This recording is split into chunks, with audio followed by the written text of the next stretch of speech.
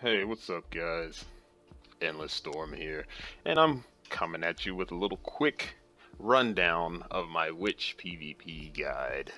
So, let's go ahead and take a look at your skills, talents, symbols, and what equipment you should put on. So, for talents here, this is what I take, and I've been messing around with my build recently, and it's changed from my Witch guide, which I have up on Eterna's website. Um, I've switched out Charm for Transformation, and I take Dark Lot to support that as well. That's one of the changes. Um, Everything else though, I take Art of Killing, so I can spam my left click, obviously. Bird Apocalypse for that damage over time from Taint, Extermination, and Explosion. Ninth Life, a must, along with that Pally symbol though. Gotta have that. Which on a broom, or flying on a broom, sorry, get that dash distance. Dark Times, gonna take that to increase the control effects duration by 40%. That's mainly for Shark Claws, and just basically Shark Claws. Dark Lot already went over that. Delivery for them shields though, and sudden death for more explosion and darkness damage below 50% of the target's health. For spells, I take Black Panthers, Witchfire, Black Cats, and Transformation. Everything else on bars, of course, and everything else in Extermination stance on bars as well. Now for my symbols, I'm still messing around with. About to max out Alchemist here soon, so I have a little more slots to play with. But for this setup, I've taken Impulse Intensity. I have 2 stacks in that. I got Paralyzing Shock, Clever Maneuvers, Impulse Barriers, got 2 stacks in that. Defense Reflex, Paladin symbol, Bloodiness, which is Berserker symbol, and Jinx, which is Witch symbol. And I take Mark of Death. Now, for your equipment, I'm not too optimized right now, but I do have the majority of what's necessary. So you can either take taint damage, because more dot damage on top of the witch symbol. It's 46%, 47% extra taint damage. It's wonderful. Or you can take this one.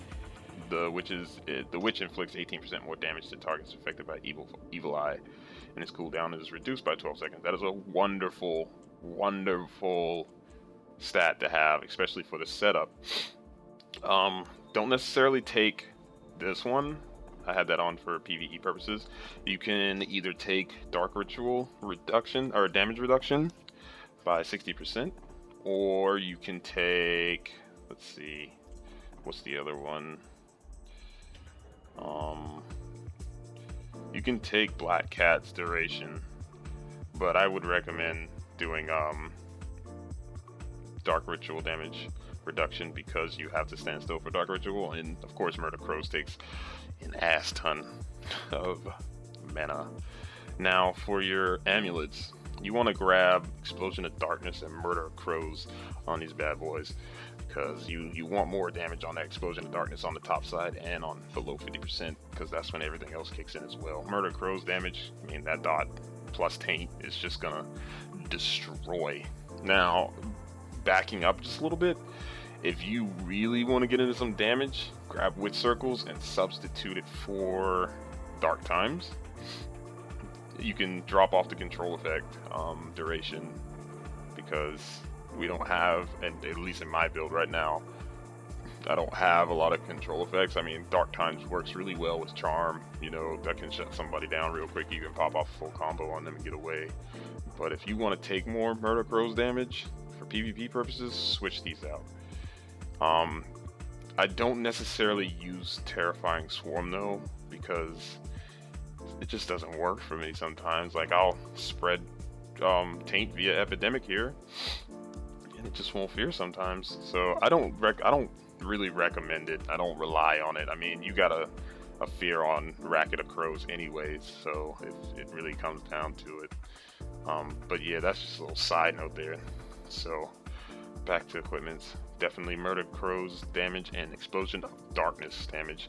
Now, as far as rings go, I take Strength Valor right now. I've been messing around with Valor Spirit, and I'm still kind of working on that. I don't feel Valor Spirit is really good for a witch, even though Explosion of Darkness takes that impulse charge.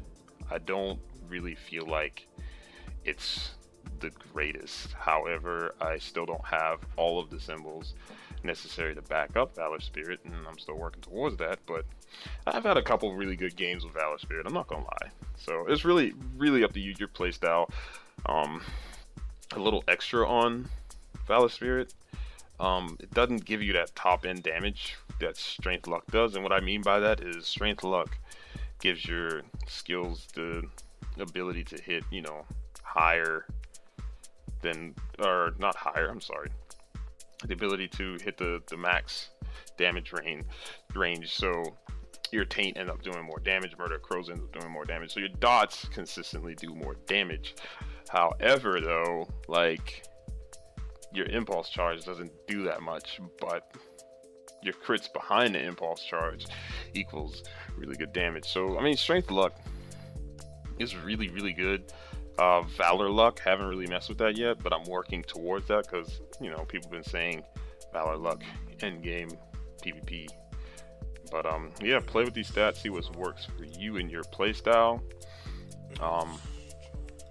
Other than that, oh, I can get in some temples here. My temples aren't really the best right now, but however, I'm taking crit chance. Got some accuracy here. Look at that, it's green. Crushing blow on the purple, temper on the blue, temper on the purple, crit chance, crushing blow, and solidity. So yeah, my temple still needs some work, but that's what I have currently, if you guys were wondering. But other than that, let's go ahead and get into some PvP action. Alright, here we go. So we're going up against an archer, a lightbinder, and an alchemist. Now, when I'm playing, I typically stay kind of back some. Here, the archer gets a shot off on me through the wall somehow, like that. It was really stupid. Archer dot takes a lot of damage. Now, in instances like this, you know, I got my pally symbol up, I got my 9th life up, so I'm not really worried if somebody like rushes me so much. I mean, if they wanted to, they could all, you know, rush me real quick and get me dead, but it didn't happen. So I'm keeping my cool here, keeping my eyes on that archer, which there she is. She comes out, pally symbol activates, oh, 9th life activates, you know, start taking her down. Do everything, toss out a stun real quick. You see that Murder of Crows is on her. And one thing that you should note here is that Explosion of Darkness will activate pally symbol. So, and boom, dead. So yeah, just keep your cool, you know that everything's up. Be aggressive when everything's up, because you won't die, especially if you got health potion, and I do stress use health potions. So now we're going up against the alchemist here. Pain shock, Murder of Crows damage. And look at that, can't beat that. The Taint again, shields on him. Boom, see, pally symbol activated. Stack those taints up again. Boom. Shields. And then Explosion of Darkness. Boom. Boom. Dead. Control the buffs. I cannot stress that enough. You gotta control the buffs, man. You're really mobile.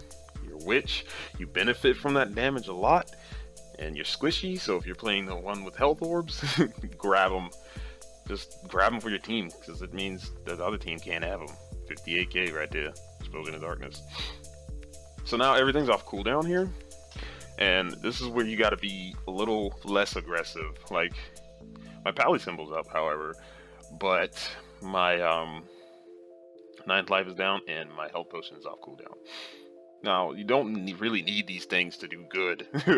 Mind you, you don't need them. You just gotta be weary.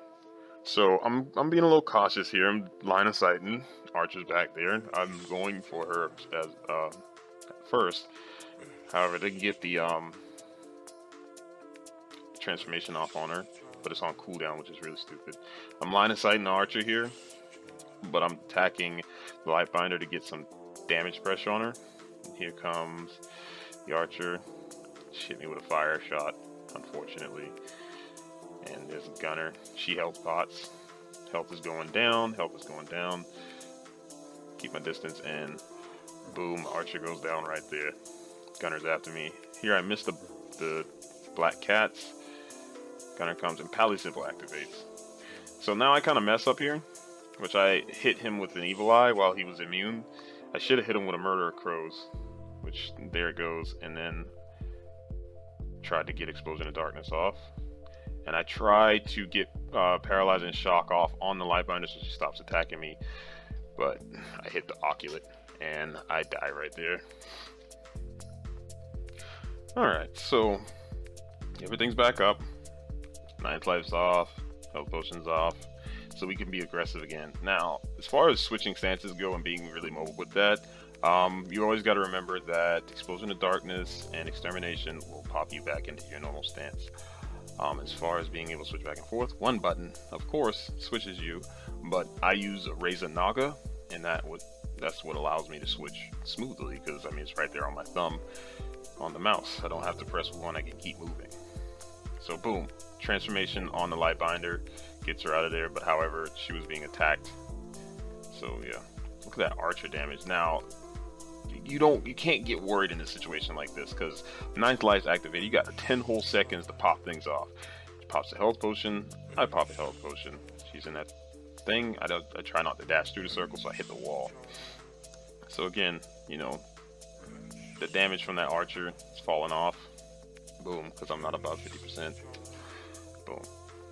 Pally Symbol still up. Ninth life is on cooldown. I'm gonna hit this here, Lightbinder. And again, Explosion of Darkness always activates that Paladin symbol.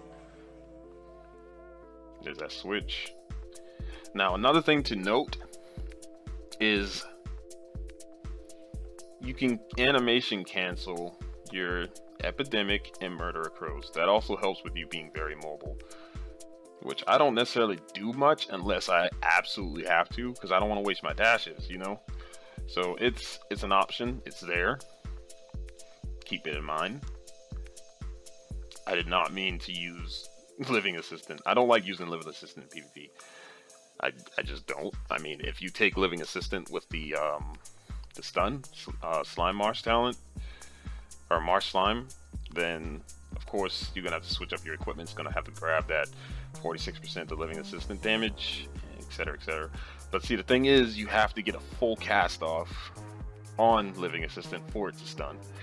And I guess you can pair that with the Dark Times, 40% to control effects, yada yada yada. I don't know. I haven't messed with that. It doesn't seem very viable, but it could be good. It's something to keep an eye out for if that fits your playstyle. So now, health potion's about to come off cooldown. Archer's doing Archer things, and ninth life's on cooldown. So of course, boom. Getting that Lightbinder out of the situation completely. Murder of Crows while in Vaughn, and there goes the damage ticks along with Taint. Look at that, so much damage, so good. And there comes a Lightbinder from behind. Oh, she switched to Pally. Look at that. About to die. Paralyzing Shock, so good. Look at that. Saved my life there. Now I'm gonna sit out of combat here. I don't know why this Paladin didn't come after me. It's really weird. It's really weird. But I'm staying out of combat here so I can gain back health. You know, you're very, very mobile. I mean, if you dash, you'll get back in combat, but you know, health potion's about to come off cooldown. So I'm gonna sit out of combat here. Which, I mean, if that was me on the other team and I saw a witch was out of combat like that, or trying to get out of combat like that, definitely be all over that ass. So start gaining back health, and they notice me. Finally. So I'm gonna start heading around the corner here. I don't know how the other one didn't hit me, but now it's time to fight because I'm full life. God, Taint does so much damage. Trying to CC me down like the paladins they are. Alright. Dead. Even though his Invon kicked in, he was low enough to execute. There goes the Murder Crows aging, and Invon came up right as I Dark Time. Or Evil Eye, sorry.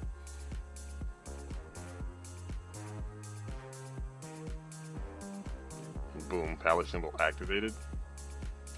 Murder crows. And look at this damage tick though. Look at this. And her pally talent kicked in. Put her back up to 40% life. Just trying to CC the mess out of me. Pain shock, or paralyzing shock. Boom. Dead. And see, you as a witch with a pally symbol and 9th life, you're so tanky. You are so tanky. Especially with defensive reflex, man. You get CC'd, you're taking less damage. So you can potentially be like this fake squishy that just absorbs a lot of damage and outputs a crap ton. Now, I have been noticing, like, in that example right there, where that monk dashed around the corner and I hit him with transformation, it didn't take effect, and it's been happening a lot lately, so I don't know how I feel about that. Archer damage again. There goes the Black Cats, or Black Panthers, got it off. Boom, dead. 66k impulse damage, nice. Get all 3 stacks of taint off onto that. Now, I know you can charge your taint stacks, but it takes too damn long. You could just 3-click and have all 3 stacks. Call it a day, you know? In Vaughn, or he would have been pain shock, or paralyzing shock. I don't know why I call it pain shock. I'm gonna wait for that shield to go down. Boom, boom. Explosion of darkness. Boom. Execute. So, I mean, yeah, it's just pretty straightforward, you know. Keep yourself mobile, know where you're at in your positioning, know where your teammates are at, know how many dashes you got, etc., etc. Know what your cooldowns are at all times. Keep track of them. And get shit done. And that is it, guys. Thanks for watching. I'm Endless Storm, and I'll catch y'all next time. Peace.